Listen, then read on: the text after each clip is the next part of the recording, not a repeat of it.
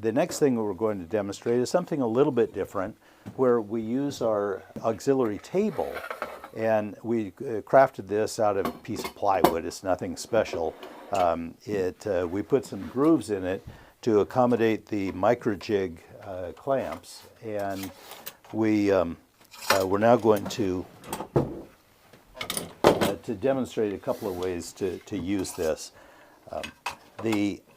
You'll notice that there's a slot in the center, and it extends back. This is where the bit is going to go, and so we can put, for instance, a shaping bit of some sort, and then roll a piece or slide a piece across the shaping bit. In this case, we're going to use a straight bit, and it'll be a round nose straight bit. So we'll make it very slightly proud of the surface of the table. Then when we pass our piece across, it'll take a very, very fine cut. Now, the next thing we're going to do is we're going to angle that. So we're going to undercut or take the top off of a piece, for instance, the lid of a box, and that's what we're going to demonstrate right now. Okay, so about how much tilt do you have, John? That's about 8 degrees. Okay, 8 degrees of tilt. Now we'll bring our router bit up into that slot, and you'll see it start to emerge here. And we can start with it quite low, so that we can just take little nibbles at a time. Slide over, slide. Okay. So You notice that in this operation we have no template. We've got our guide bearing in the center hole of the template holder, because we're not going to follow a template here. We're just going to guide our workpiece across the surface of the bit. we're going to lock both our template holder up and down, as well as our front and back depth stops. So it becomes sort of a jointer. Yeah. Horizontal router table. Horizontal router table. And we're going to just nip off the edges. Okay.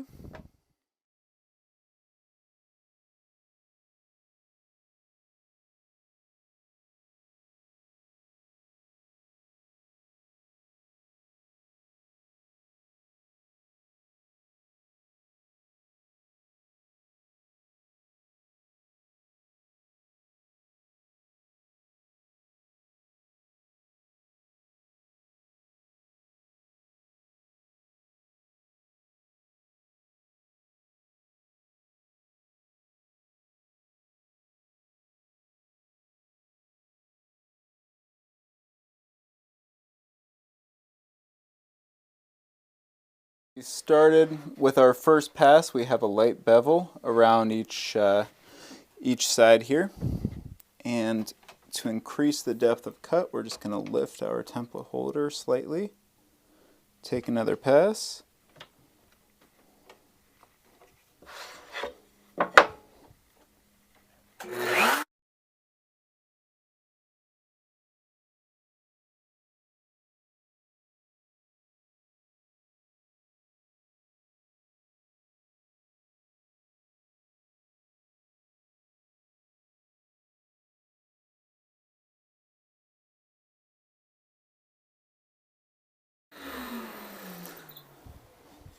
Now we can start to see the radius that comes up here from the bull-nosed bit, and we'll take one more pass so it's just a little bit more dramatic.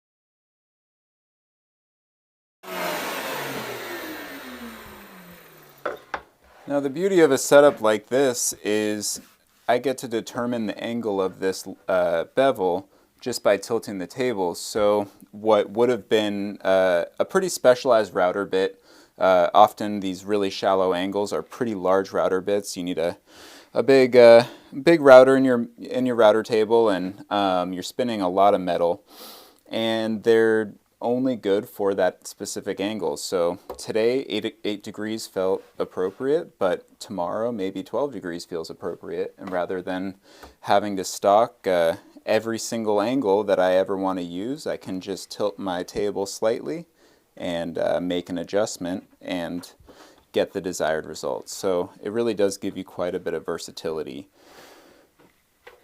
The other really nice feature with the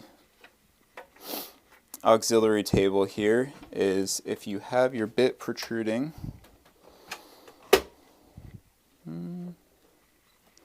this is a bit exaggerated, but let's say we wanted to do a really long stopped dado, a piece like that. Of course, anything under about 8 inches, we can easily use the slot Mortise template on the PantoRouter.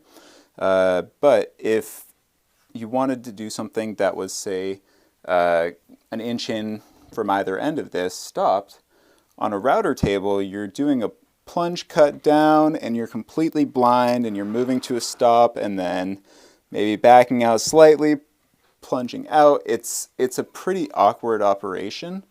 Of course, you can use a plunge router if it's clamped here, but you have the risk of tipping. You have to create a custom jig, but this really is an easy way to not really work blind, actually have some visual access to the bit in your workpiece. You can plunge in here, work your way across to a mark or stop, whatever you want, and then actually plunge out and do all of this really safely and be able to see what you're doing and how you're working. One last thing we can add to our lid is a pull for the top. We made this on the PantoRouter earlier, and that's just using our same dovetail bits. We used a bullnose bit for this concave top, and by drilling a hole before I did the bevels, you can create all kinds of different drawer pulls, so we'll just bring out a few other fun joints that we've cut before, just so you can have a quick reference of some of the different directions you can go with the PantoRouter. And then we encourage you to reach out to us with any questions regarding the machine that you might have in the future. So we'll leave So that. the Guild has a PantoRouter in the shop. It does require a safety training, so sign up for that. Go get trained on it and use it. It's got all the templates that we just showed, and plus a whole lot more. A few different joints that we have samples of. We've got bridal joints, really easy, essentially a mortise and tenon without the ends. Wedge through tenon.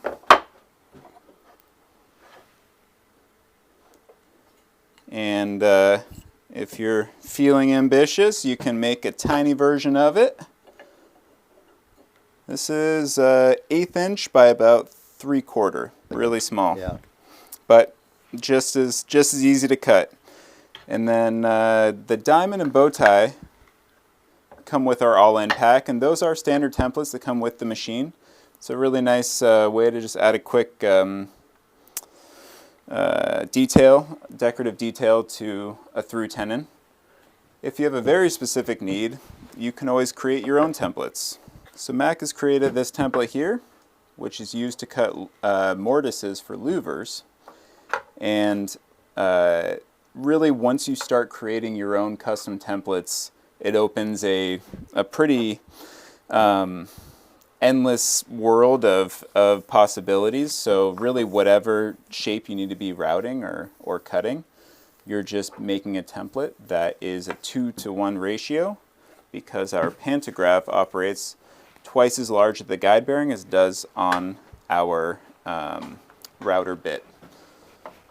One other quick joint we'll show you here is intersecting mortise and tenon. This is really common in chairs where you have leg, two rails or aprons, and you want to maximize the strength of your mortise and tenon by making it as large as possible and utilizing as much of that surface area as you can.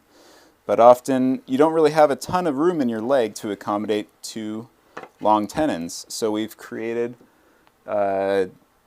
tenons that are stepped and go in here like so. And once glued, that's an incredibly strong joint. It's going to last a long time, a lot of sits, but it really is a pretty quick and easy setup on the PantoRouter. And we do have some more detailed videos on our setup that can be found on our website and YouTube channel, as well as Instagram. And we'll leave you with a little inspiration. Our good friend Don Murray, it takes everything to the max, and he built a chair that is just to die for. Don Murray version of the director chair, using the PantoRouter for every single joint. Nose locked And in place. I haven't counted how many mortise and tenons there are, but there's a whole bunch, including, and this is the really cool one, he makes hinges on the PantoRouter, and essentially they're a mortise and a tenon that he set up a jig to make the hole between, and then he buys a piece of dowel, the lumber store, and runs it down through the holes that are cut. Each one of those little pieces is a mortise and tenon all put together, and then again with a jig to make them all exactly the same. So sky's the limit. If you have any further questions, definitely reach out to us. You can find all our contact info, both on our website and, of course, through the Guild. We look forward to seeing projects that you build with the PantoRouter. It's really inspiring to see projects like this chair by Don, or something much smaller, simpler, crazier, anything that you can come up with that you use the PantoRouter for. It's really fun for us to see all those different applications. So please don't hesitate to show us your work. So thanks again for joining us, and happy PantoRouting.